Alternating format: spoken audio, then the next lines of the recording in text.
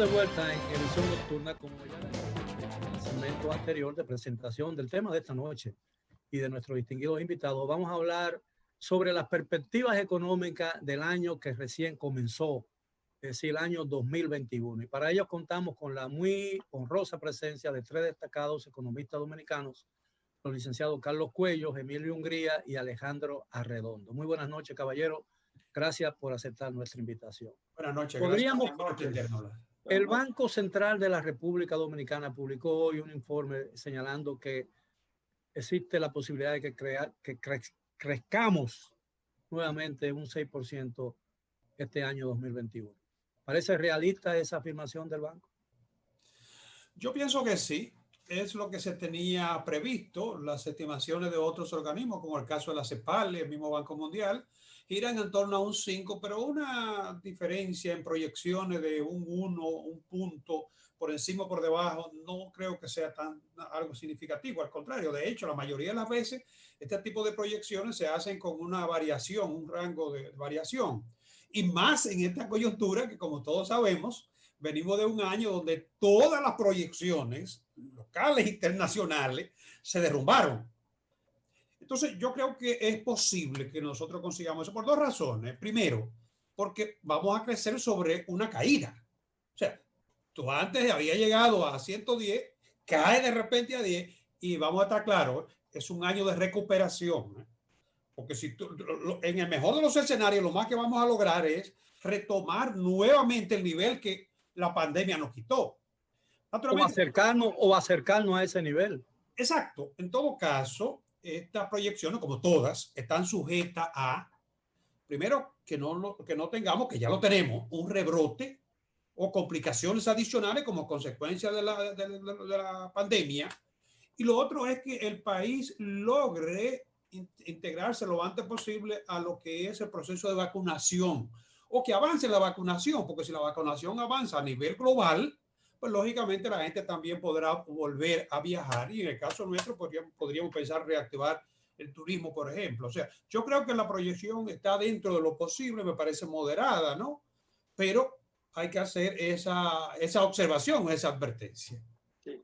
Bueno, por mi parte, yo creo igual que el colega Carlos Cuello, podríamos sí tener esa tasa de crecimiento supeditada, como he dicho en otras ocasiones, al proceso de vacunación que iniciará en marzo, abril. O sea, el proceso de recuperación, el boom del crecimiento se dará a partir del tercer trimestre, porque la vacunación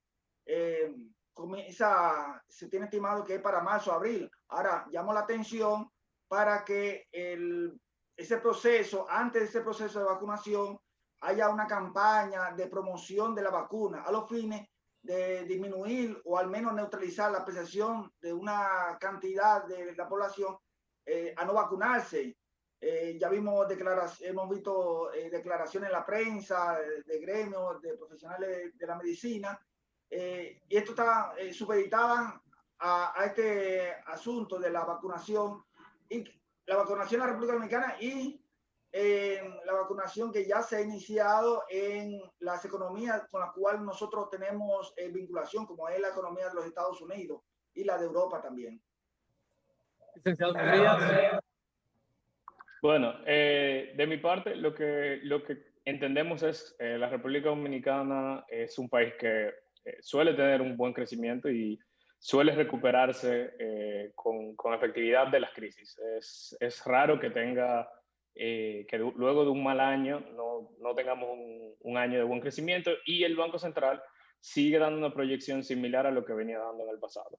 En el pasado el Banco Central venía diciendo que nos íbamos a caer un 4% y decía el siguiente año creceríamos entonces un 3%. Después dijo un 5%, un 4%. Entonces siempre se ha mantenido diciendo en 2021 vamos a crecer un poco menos que lo que caímos en el 2020.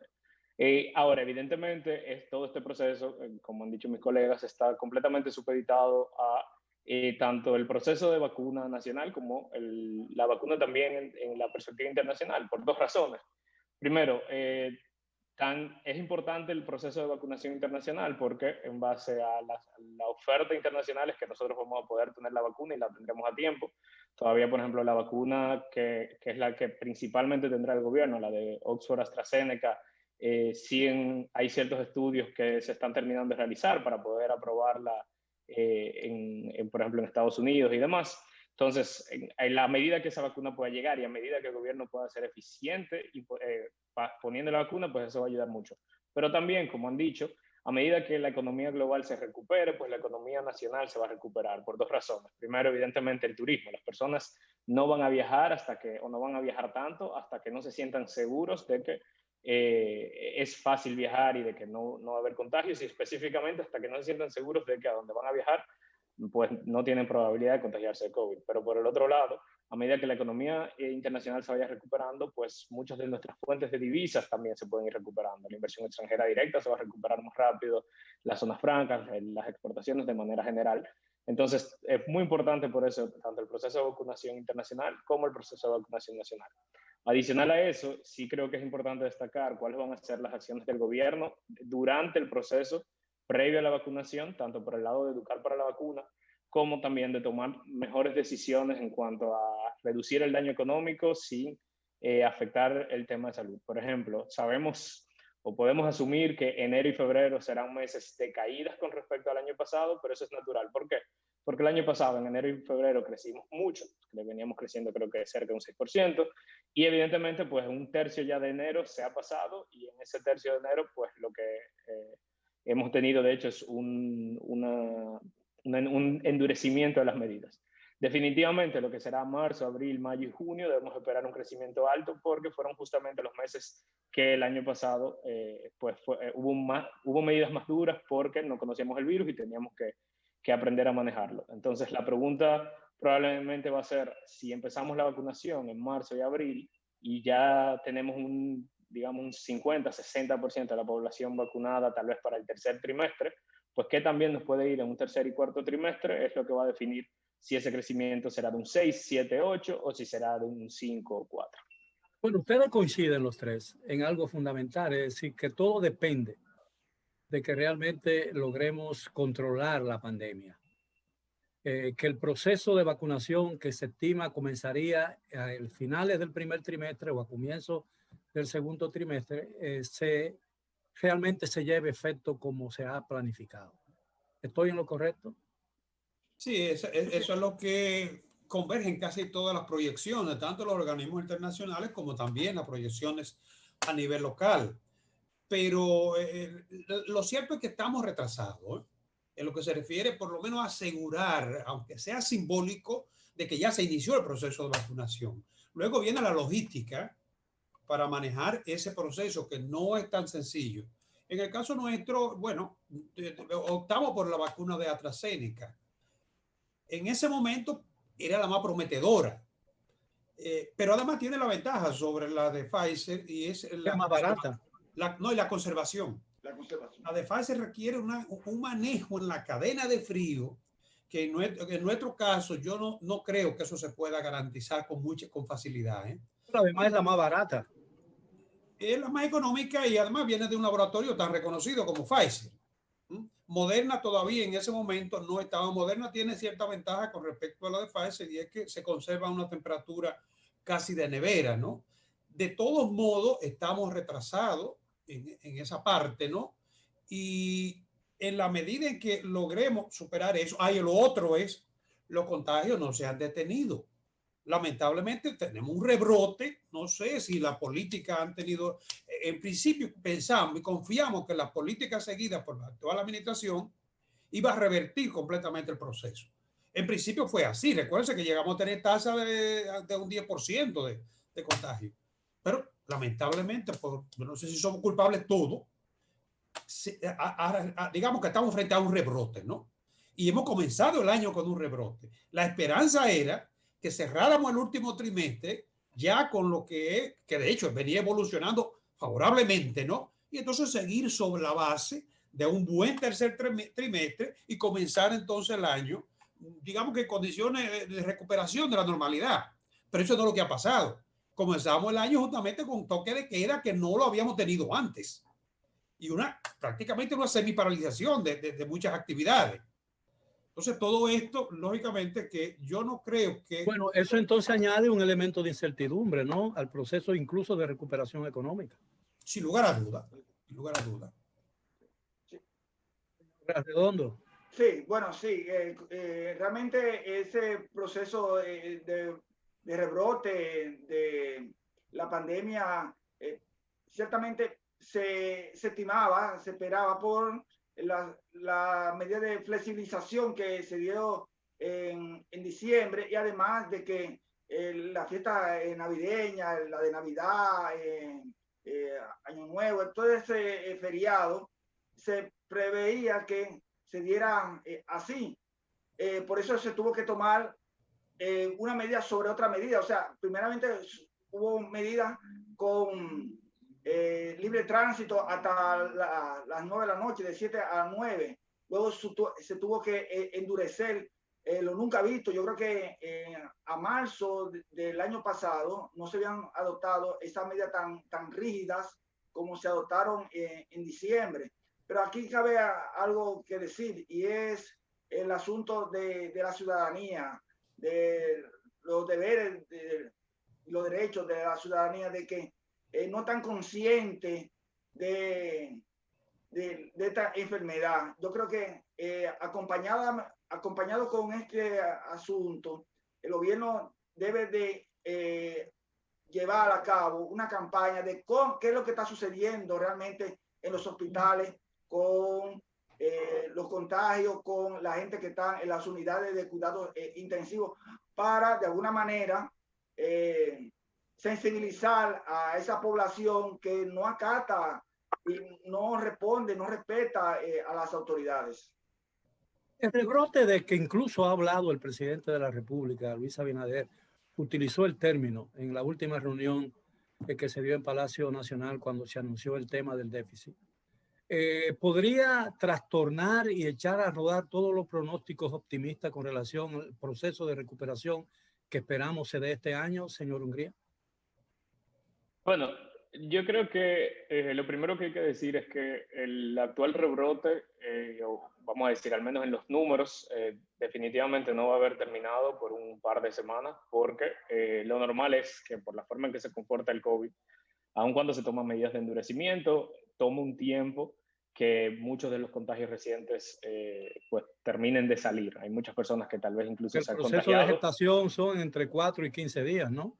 Exacto. Y luego, pues muchos casos que se tienen, que van a ser tal vez asintomáticos y demás, que todavía estuvieron en contacto con otras personas, pues entonces también dilatan un poco el proceso. Entonces, lo normal es que nosotros veamos que cuando se toman las medidas de endurecimiento, pues todavía siguen incrementando los casos por un tiempo. Gracias a Dios, hasta ahora no hemos visto un incremento en las muertes. Las muertes se han mantenido considerablemente bajas. Eso también usualmente tiene un retraso de unas cuantas semanas más, entonces es probable que Dios no lo quiera, pero tal vez veamos un incremento, esperemos que sea leve si acaso, en las próximas semanas. Entonces, lo que sí sabemos es que probablemente vamos a continuar con algunas medidas un poco más duras por un tiempo, entendiendo también que evidentemente puede ser que hayan otras medidas que tal vez sean menos costosas para la economía que pudiesen también estar atendiendo este tipo de rebrotes. Por ejemplo, una de las cosas que hay que pensar es, mira, el transporte público. Los rebrotes se han dado primordialmente en las zonas urbanas. En las zonas urbanas las personas utilizan mucho transporte público y en el transporte público, a diferencia de, por ejemplo, en un parque, las personas tienen que estar juntas y por más que se utilice mascarilla, una de las cosas que se ha visto es que en los espacios cerrados el coronavirus tiene mucha más probabilidad de pegarse, o sea, de contagiarse, aún las personas estén usando mascarilla, aún se estén usando medidas. Entonces, tal vez sería importante, por ejemplo, y se ha visto esa queja recientemente, que el gobierno extienda los horarios de la ONCE, extienda el uso de la ONCE, justamente para evitar que hayan aglomeraciones en esos sitios. Al mismo tiempo, también el gobierno... Pero para hacer eso hay que flexibilizar el toque de queda. Bueno, pudiera flexibilizar el toque de queda o también pudiera darle permiso específicamente a los choferes de la ONCE que lo están utilizando. O sea, la pregunta es por qué la ONCE sigue hasta las 3, 4 de la tarde, creo que era recientemente, cuando el horario del toque de queda era más amplio. Pero hay otro aspecto, las transferencias que se estaban contemplando para lo que son, lo que es el gasto social, estaban previstas para finalizar en diciembre. En esta coyuntura el gobierno ha tenido que prolongar. ¿Y de dónde están saliendo los recursos? Si todavía no se ha conseguido, digamos, incrementar las recaudaciones. Y probablemente van a ser inferiores las recaudaciones de estos primeros 2 meses, por lo que tú explicabas, Hungría, ahorita, ¿no? Entonces, todo eso cambia un poquito también el panorama de las proyecciones que originalmente se hicieron para este año. Bueno, pero yo creo que es razonable lo que ha hecho el gobierno del presidente Abinader, porque a pesar del alto costo, porque si la paz social se altera, no habrá posibilidad alguna de recuperación económica, ni habrá posibilidad de combatir exitosamente el COVID. Sí, pero la sostenibilidad en ocasiones para nosotros, desde el punto de vista de la economía, entendemos todo eso de lo que se refiere a la política de distribución, política social, pero el asunto está en la sostenibilidad financiera de cualquier desembolso que el gobierno contempla. Pero yo creo que el costo social es mucho más barato que el costo... Sí. No, la pregunta que el desorden social, ¿no? Bueno, claro, en particular la pregunta fue si se consideraba que esto podía ser algo necesario, ¿por qué no contemplarlo originalmente en el presupuesto? O sea, estas medidas que en su momento incluso la discutimos en este programa, no fueron contempladas en el presupuesto y han conllevado inclusive que, por ejemplo, el quédate en casa se ha recortado de 5.000 a 3.000. Y la pregunta esto fue un acto de imprevisión en la planificación del gobierno. Claro, entonces tal vez ahí evidentemente pues se debió haber visto lo que eran las recomendaciones de organismos internacionales diciendo hasta que no tengamos ya una vacuna en proceso, hacer un recorte de estas medidas pues no era lo correcto y entonces eso hubiese ayudado de que el gobierno se hubiese planificado de cómo iba a buscar estos recursos en este momento. Y evidentemente, por ejemplo, recortarlo a 3.000 pesos tiene el problema de que al reducir la efectividad de la transferencia, pues hace más probable que las personas necesiten salir a buscar recursos y eso entonces incremente los contagios. Entonces, definitivamente que este rebrote entra una variable nueva dentro del año y no solo el dominicano, es un rebrote mundial. Entonces, evidentemente, vamos a ver próximamente al FMI probablemente haciendo un análisis al respecto y viendo si va a ser necesario hacer un recorte de las proyecciones de crecimiento. Yo dudo que el crecimiento de la República Dominicana sea bajo, o sea, me extrañaría menos de un 4%, justamente porque el año pasado fue muy atípico. La pregunta evidentemente es, bueno, si acaso vamos a poder volver, aunque sea, a los niveles de 2019. Bueno, pero estando tan bajo, es lógico que el crecimiento supere el 4%, ¿no? Porque exactamente. Cualquier cosa llegamos a un descenso muy grande. Ahora, ¿cuáles son? Y voy a comenzar con el señor Arredondo. ¿Cuáles serían el escenario ideal y el peor de los escenarios que pudiese presentarse en el año 2021? En el proceso de recuperación económica me refiero específicamente. Sí, bueno, el peor del escenario es que a partir del tercer trimestre esa recuperación no se dé y que el crecimiento esté por debajo del potencial de la economía, que es un 5%, y esto muy atado a el proceso de cambio político que se está dando en los Estados Unidos, que está muy relacionado por cada punto que aumente en tasa de crecimiento la economía norteamericana, nosotros aumentamos 1.5, pero también de que el turismo no logre recuperarse, que es uno de los sectores que aporta alrededor de unos 7.800 millones de dólares a la República Dominicana, no se dé.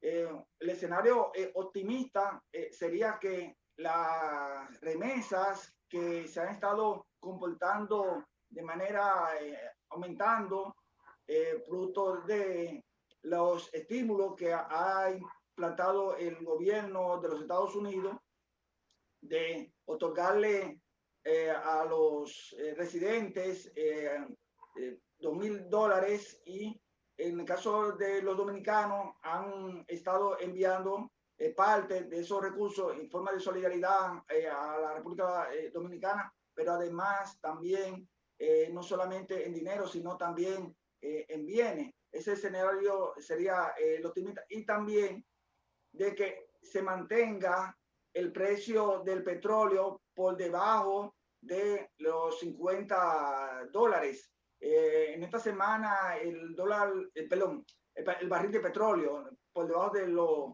$50 el barril. En esta semana hemos visto un aumento del barril de petróleo de $51 el barril, cuando lo estimado en el presupuesto para este año son de $45. 45. Pero ese es un pronóstico, esa es una evaluación del mercado petrolero. A mí me parece muy que se puede caer fácilmente. Bueno, recuerde que en agosto, septiembre, la reunión de la OPEP+, o sea, los países de la Organización de Países Exportadores de Petróleo, más los nuevos países que se integran a esa organización, como Estados Unidos, México y otros, tiene un calendario de reducción, de producción de barril de petróleo, y a final del año pasado tuvieron que acordar una reducción de la producción de manera que puedan aumentar el barril de petróleo, y eso lo hemos visto en los bolsillos de nosotros cuando se han tenido que aumentar los precios de combustible. La lógica sugiere que en la medida en que se recupere la economía podría aumentar el precio del petróleo, porque habrá más demanda de petróleo. Claro. ¿No? Sí, claro. Claro, pero hablamos ahorita de la economía internacional, pero cuando hablamos de la economía internacional, todo lo que estamos aquí sabemos que la economía norteamericana es clave. Y hemos visto lo que acaba de ocurrir justamente en el Capitolio, algo que nunca podía uno imaginarse, ¿no? Y que de alguna manera va a tener repercusión no solamente política, sino también económica. Entonces, el hecho mismo de que hay una transición, ahora mismo una transición, luego una nueva administración, siempre deja como cabo suelto, crea un cierto margen de incertidumbre. En el caso nuestro más, dada la vinculación de la economía dominicana en sus principales actividades productivas con la economía norteamericana. Y además el hecho de que el cambio sea de un partido republicano, que todo el mundo sabe que tiene políticas que no tienen las políticas y el concepto social de las políticas y los presupuestos de un gobierno demócrata en los Estados Unidos, puede hacer que haya un cambio sustancial en la política de los Estados Unidos hacia sus socios de América Latina, ¿no? Pero no solamente un partido republicano, un Donald Trump. Yo creo que el partido republicano nunca ha tenido un presidente Trump. Esa es la realidad. Pero eso, como siempre cuando hay un cambio de gobierno, de administración en Estados Unidos, es un elemento que debe ser considerado, ¿no? Para cualquier análisis que se haga de la región. Cuando entró Trump, yo creo que todos teníamos muchísimas incertidumbres sobre los tratados de libre comercio, sobre las medidas unilaterales, que de hecho tomó medidas unilaterales, ¿no? Que cambiaron lo que fue el panorama de la economía mundial, ¿no? El bilateralismo, y que probablemente ahora la administración demócrata tendrá que reencauzar algunas de las decisiones o enmendar algunas de las decisiones que tomó Donald Trump. Bien, caballeros, tenemos que hacer una breve pausa, pero estaremos de vuelta aquí en Edición Nocturna después de ella. Siga con nosotros, regresamos en breves momentos.